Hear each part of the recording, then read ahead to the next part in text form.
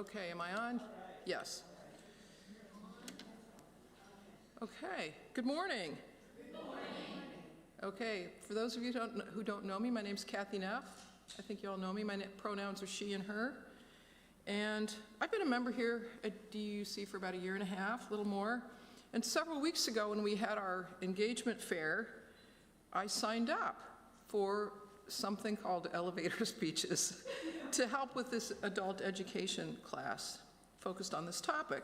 And fortunately, when Steve approached me about facilitating the class, because they saw I put my name down, he said he would provide the materials for me, which I was really pretty thrilled about because, I could have done it, but this really gave me a good leg up. So I have a background in my career for probably the past 25 years in sales and marketing. And so elevator speeches, or we call them elevator pitches, are something that I've used, I've helped to create, and I understand the importance of. So as a housekeeping note this morning, this session will be recorded, and so we want to make sure that anyone who speaks has a microphone in front of them, except for when we're doing brainstorming, and then I will kind of shout out what you guys say. So if you're comfortable standing up and moving, please come up to the mic when you're going to give some input. Otherwise, raise your hand and somebody can bring the microphone to you. All right.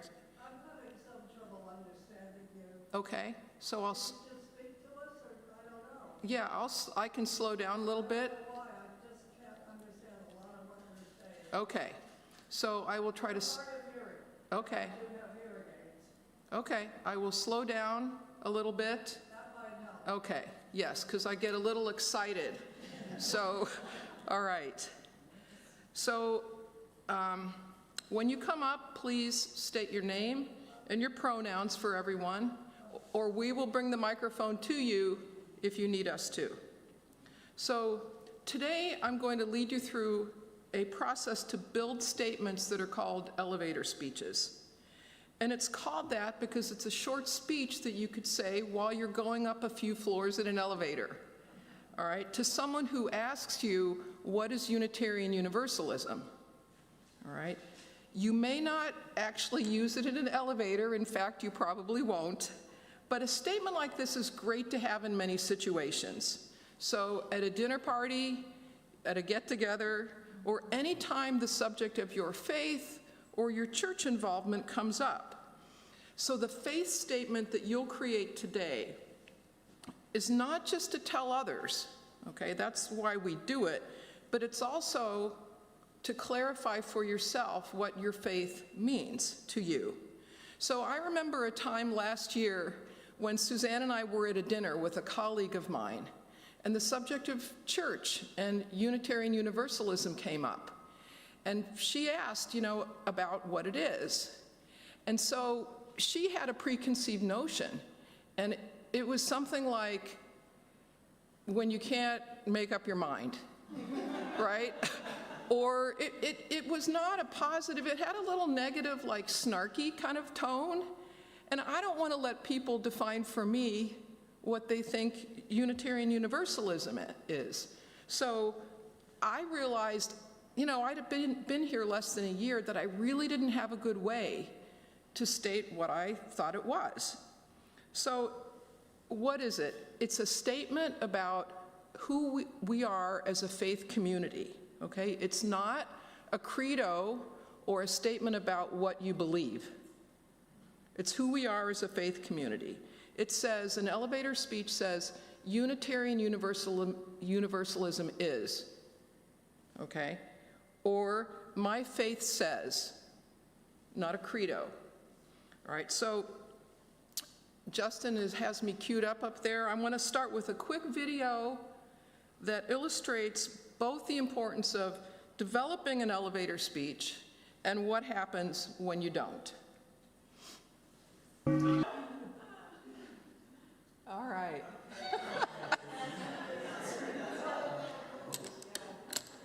Okay, then now we see why it's good not to be caught flat-footed, right? Because that can happen, okay? So now what we're going to do, we're going to take like the next 15 minutes, all right? We're going to break into pairs. I know you guys love this part where you have to talk to each other and participate, so that's what we're going to do. And for those of you coming in, grab a couple index cards, the small index cards, and a pencil if you need it, right? We'll need that later, but just go ahead and grab it so we're ready. They missed the video. That's too bad because it was really funny. No, we don't have time.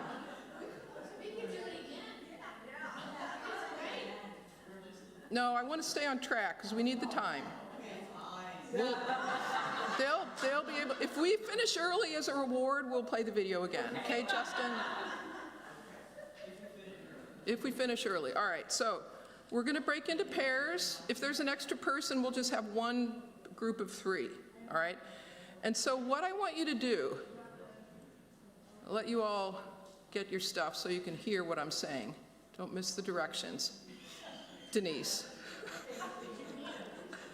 Okay. Somebody's going to have to go back there with Robert Scrocky. Okay, so we're going to break into pairs. If there's an extra person, okay, have a triplet. What I'd like you to do is take turns explaining what Unitarian Universalism is to your partner. All right? We'll give each person 3 minutes. So we'll start. I'll set a timer. When we're done, your partner can take a turn. If you're in a group of 3, take 2 minutes each. You're not going to write. You're just going to talk. And when you're done, we'll have a short debrief, and we'll talk about what your experience was like. All right? So find we're paired up, pair. Yeah, you can turn to the person next to you or turn, pair. We got one group, we've got one group of 3. All right. Go.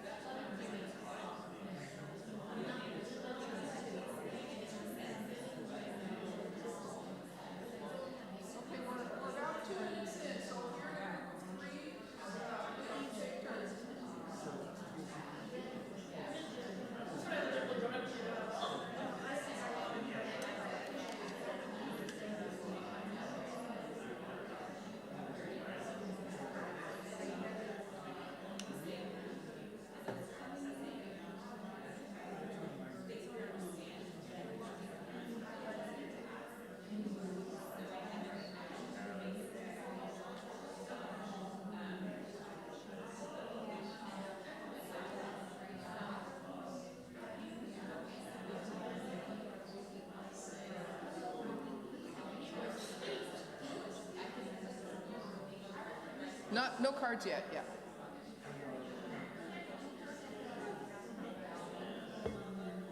Okay, switch if you haven't, if you haven't switched. Other person.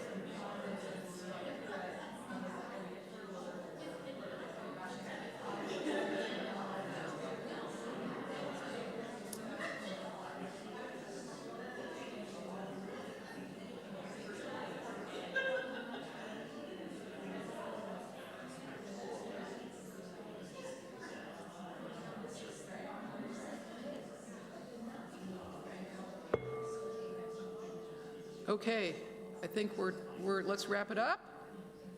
So now, I think I want to have you guys give some feedback on how that was, but instead of having everybody come up to the mic, because that'll take time, Suzanne, would you want to like distribute the mic around as people raise their hands? So what I want to know is, like, how was that? And particularly, like, was there anything difficult about it? Any feedback? I'm still working on the 7 principles instead of the values. Okay, hang on. I'm still working off the 7 principles. Could you say your name and your pronouns, please? We all want to know who you are. Melissa Manchester, she, her. Yeah, Katie Hay, actually. Since I'm still working off the 7 principles, I've always used the first and the last to encompass the biggest, what I feel are the most important points about UUism. Okay. The interdependency of life. Okay. Anybody else? Robert?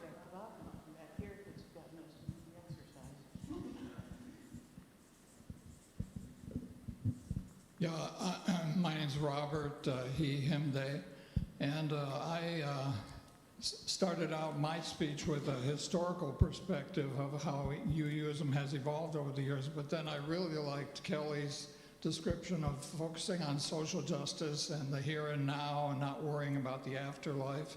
I said, oh, that's even better. I like that. And I said in our little group, I am Suzanne, she, her. I talked about how we don't have a creed or certain belief, but what we do have is shared values. It was kind of the main thing, although there were a lot of other things that I won't get into now. Okay, so what did you notice about the, okay, I'm going to just probe with a few more questions. No, what did you notice about the content? So what I'm hearing is the 7 principles, a lot of 7 principles stuff, non-creedal. Go ahead. Well, our group focused on the new values, and the young people are way better at making a one-sentence statement than I am. Better at making a what, Karen? A one-sentence statement. I'm Karen Peck, she, her. Anybody else want to share?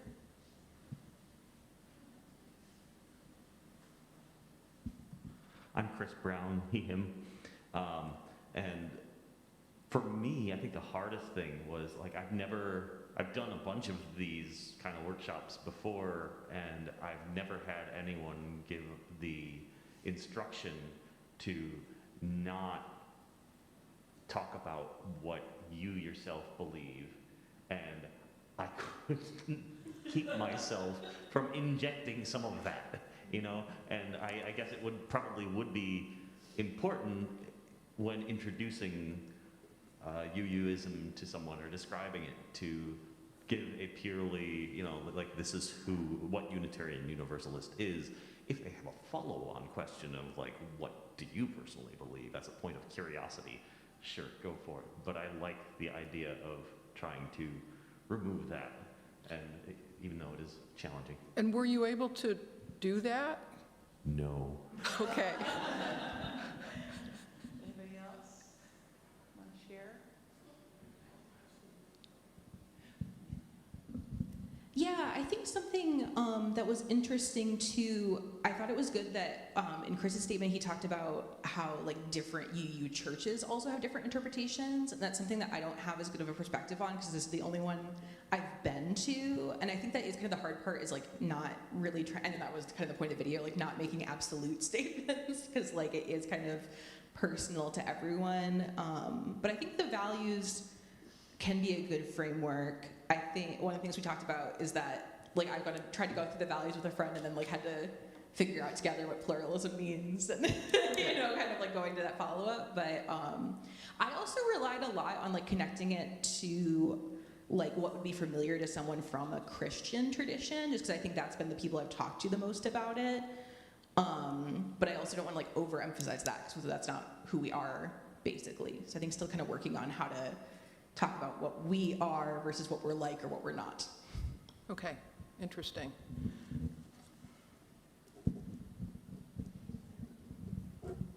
Linda, she, her. I think Jim and I talked about how it's a chosen faith rather than a dogma, and that we think that the Unitarian Church believes that all faith traditions have something to offer us and have a heck of a lot in common, and that there's a real commitment to peace and justice and respect in the world. Yeah, go ahead. Hi, I'm Denise, she, her. We both agreed that we like the interconnectedness part. Neither one of us have an elevator speech, by the way. Maybe after we've been here 40 years, we'll do that. But anyway, so, but I come from a Christian perspective, and so I like what you were saying. And the little bits I have done of this have been to say what the background was, like Robert was saying, the Unitarian piece, the Unitarian part of our faith came from the belief that there was only one God, and the Universalist part was that we were all equally important. So that's kind of what I've said in the past. I don't describe God because some of the Christian people are going, whatever. But I don't describe what my concept of God is, but that we all believe in all faiths have something to add. And then I'm going to add my interdependent stuff too. Thank you. Anybody else? One more?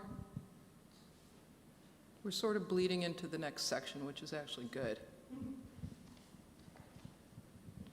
Okay, thank you. That was really good stuff. So, what if you had to say what you took 3 minutes to say in 3 sentences? Because that's what we're going to do. So the next section, we're going to do a little brainstorming. Before we do, I want to read a couple of sample elevator pitches that are UU elevator pitches. And as I'm reading these, I want you to be thinking about, I'm going to read 2 of them, okay? This is the first one. Don't read it yet.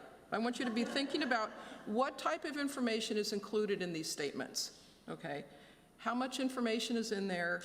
What do these 2 statements have in common, and what's different, because they're going to be different? And think about the format. What's the format like? So go ahead, Justin, put the first one up. All right, so the first one is, the Unitarian side of our family tree tells us that there's only one God, one spirit of life, one power of love.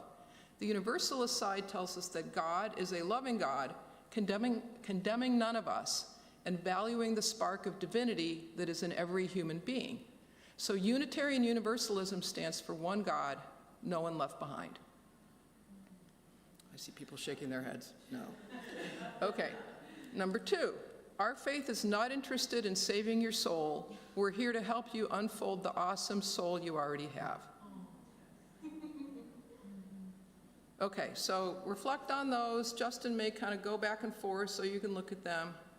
Okay. What type of information is included?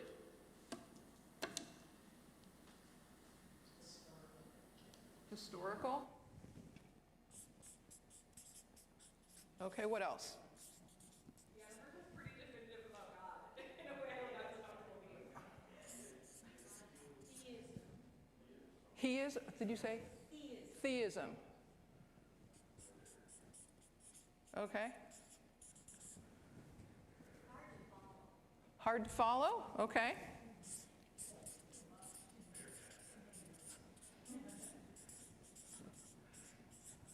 Too much? What else? What was that last one? I said very academic.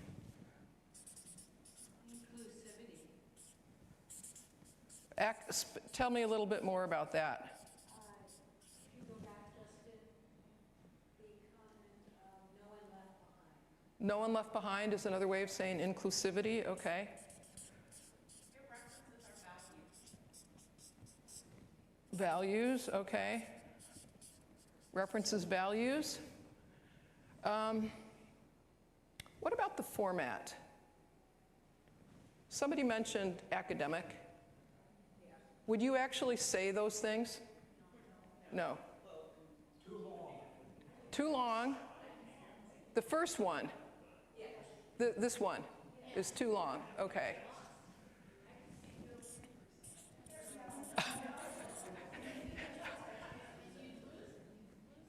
You'd lose a person.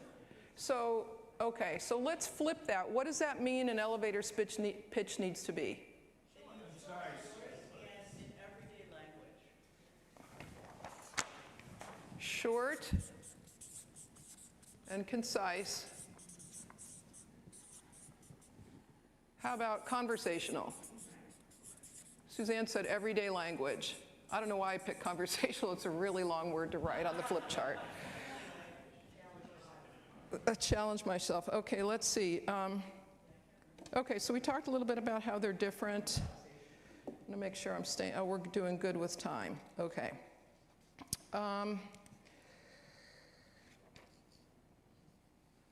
So another thing is that they need to be easy for you to remember. Amen.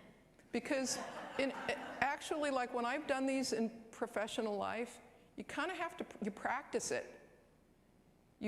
Because you want it to be able to just roll off your tongue and be natural with somebody, okay? So you also should not say you, because nobody knows what that is. All right, so it's hard because I found that I need to practice saying Unitarian Universalism because it's a mouthful, but that's what we need to say. All right, so I'm gonna take, we want to talk now, we want to do a little brainstorming about, and you guys have mentioned it in the last section, about what we think should be part of an elevator speech. We're going to do a little collective brainstorm. So we want to mention words or phrases that we think could be, part of an elevator speech. And I'll go ahead, I'll write them here, and then we'll put them up on the wall so you can see them. All right, so let's put a line here. Yes, Chris. Community.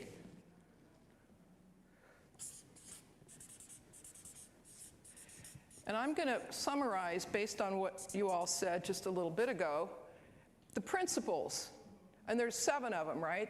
This is, as I'm thinking about our new principles, I love it that we've condensed them down to one word. Because those long statements were great, but they don't lend themselves to putting in an elevator pitch.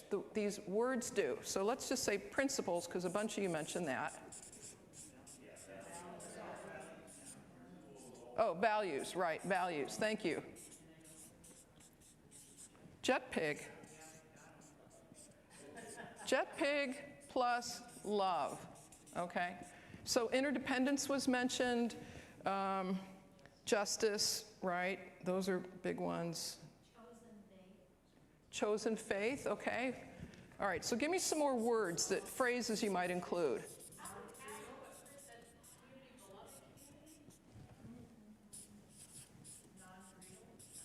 Okay. I'm going to do some abbreviating. Non-creedal.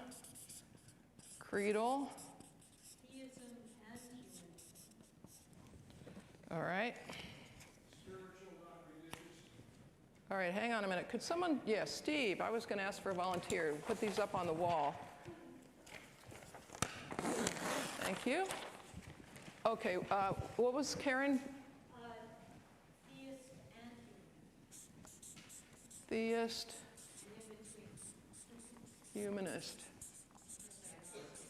And somebody else said, was it Robert? No. Who said? Spiritual, not religious.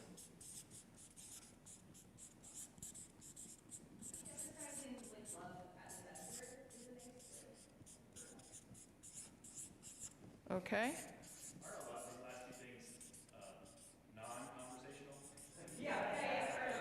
You got it. So what you do, like, this takes work. You don't just whip out an elevator speech. It takes refinement, and you got to say it out loud. You have to speak it and see if the words sound right, and if they don't, come up with a colloquial way of saying that thing. Okay?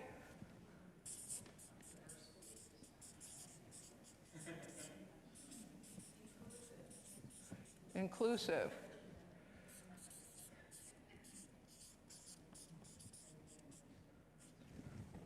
What else?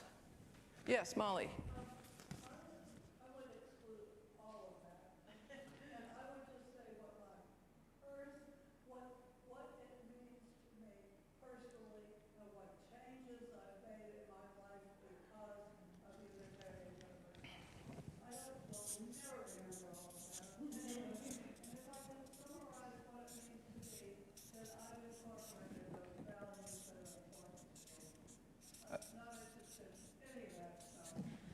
Okay, perfect.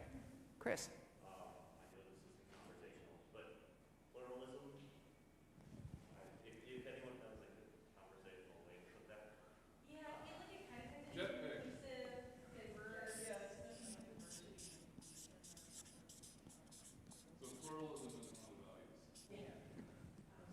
Yep. All right, how are we doing on time here? Okay. Okay, any other words or phrases come to mind? Community, I think, yeah, we had that on the other sheet. Interdependent. I'm going to put that here because that's one of the 7 values, right? So we had the 7 values on the other thing. JETPIG. Justice, let's see what they are. Justice, equity, transformation, pluralism, interdependence, generosity. With love at the center. Thank you, I love the stuffed animal. I love the pig with the jets. All right, any other things? All right, this is to kind of just get your wheels turning. Now, I'm going to throw one more thing in here, because I've been using ChatGPT lately. I don't know about anybody else. Little Gen AI, generative AI. Let the computer do the thinking for me. So I asked ChatGPT, what are the critical elements of an elevator speech? And so I'm going to give you just these ideas. I don't have time to explain it all, but just again for some thoughts. You have a hook. Because somebody said you got to get people, we are saying this not to be academic, but to get people interested, to like hook them. Like, wow. All right, so a hook, it could be a statistic, it could be a trend, some thought-provoking thing. You introduce the idea, highlight the value. Why is it important? Why? We say this in sales all the time. Why should somebody care? Molly made a good point. She wanted to talk about the difference it made in her life. How do you kind of hook into that with people? Personalize it, right. Back it up. I'll talk about that a little bit later. And this is an interesting one, a call to action. Do we want them to just go, oh, that's interesting? No, we want them to come to church. So anyway, these are just some other thoughts. You don't have to work all these things in, but even if you just take one of them and try to work it in, you know, how are you going to hook somebody? Think about that. All right, so now what we're going to do, whoops, sorry. We're going to take about 10 minutes. It's not a lot of time, but we're going to work on our own elevator speeches by ourselves, right? So take your cards. If you don't have a card, there's some on the thing there, the stand. And work on your elevator speech. I'll circulate around in case anybody has a question. And just, you know, get something down on paper. It's sometimes hard to get it going, but write things down, come up with your elevator speech, and then for those of you who want, we'll do some sharing at the end. All right, 10 minutes.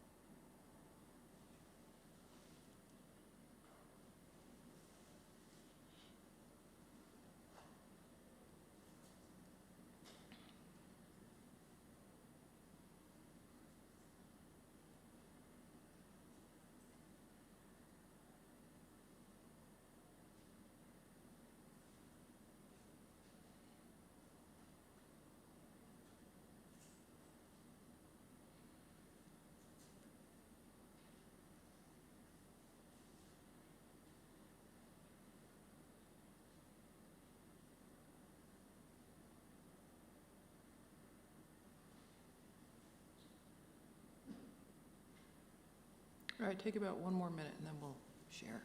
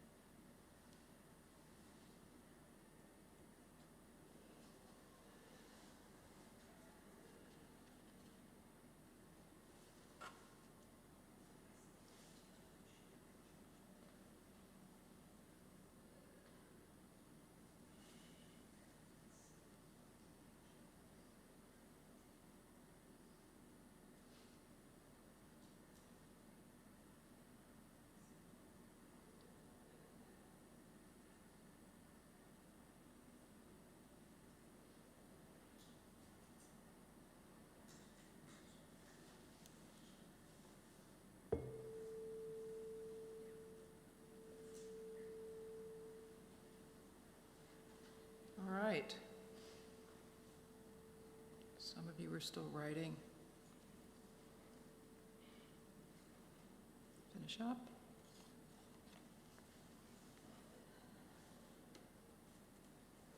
Okay, I think I'll start us off. Chris Brown had to leave to go do his greeting, but he went from not being able to say what UU is to writing this, I thought, rather good elevator speech. So I'm going to read it.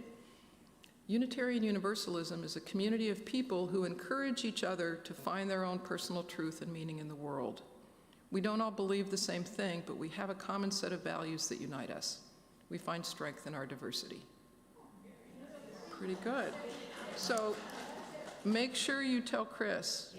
He did an awesome job. Okay, so for this, I'd like you guys to come up and just come up to the mic if you could.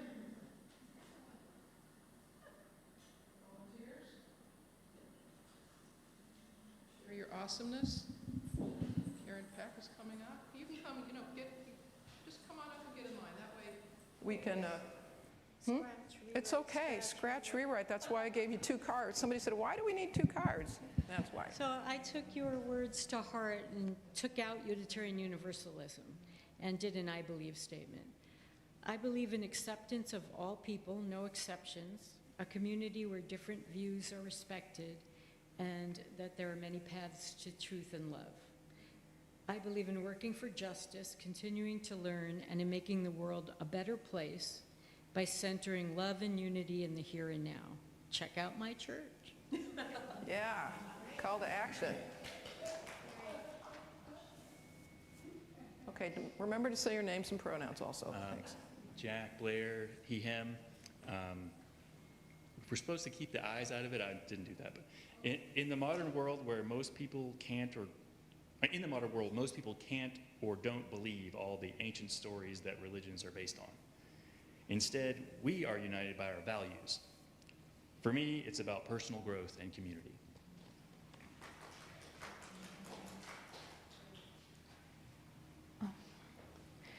Unitarian Universalism is a religion that focuses on building communities with shared values and diverse beliefs. We support each other in seeking our personal truths while working together to live according to our values, which include love, justice, and transformation. My church holds weekly services which explore many different topics, traditions, and current events, and also provides members with many opportunities to advocate and organize around social justice issues. Amelia Deering, she, her.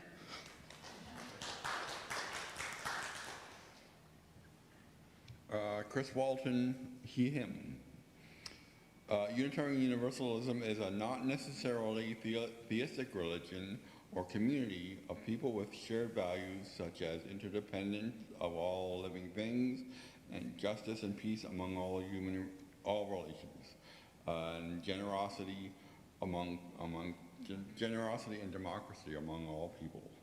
It's focused on the truth and meaning and personal growth of each individual.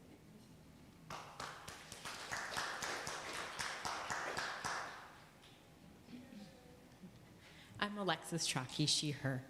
I'm part of the Unitarian Universalist faith community. We are a community of individuals who hold diverse beliefs, yet we come together around 7 shared values to work towards transforming our society towards justice, peace, and love.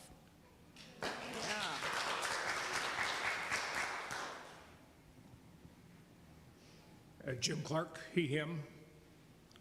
Ours is a chosen faith where we believe that all faith traditions have value, a spiritual community committed to love, inclusiveness, justice, and peaceful coexistence, a community where all are welcomed and accepted, committed to, if I could read my writing, to searching for truth and making and working to make the world whole. Come join us.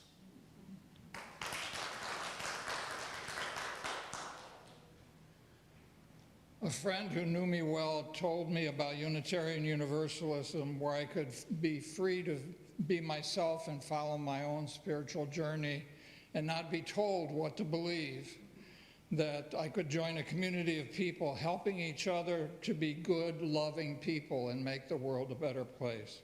Join us. Talk to Tina. She'll help you get connected.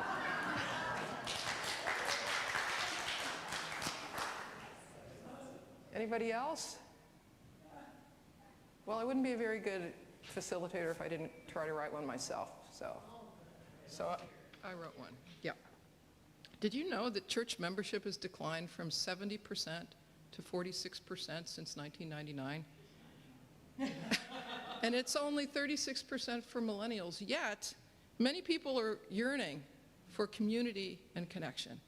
Unitarian Universalism attracted me because it doesn't have a specific creed, but it welcomes people of varied religious backgrounds or no religious background to come together in community around a set of common values like interdependence and justice. It provides the community and spiritual growth people are hungry for without the religious dogma.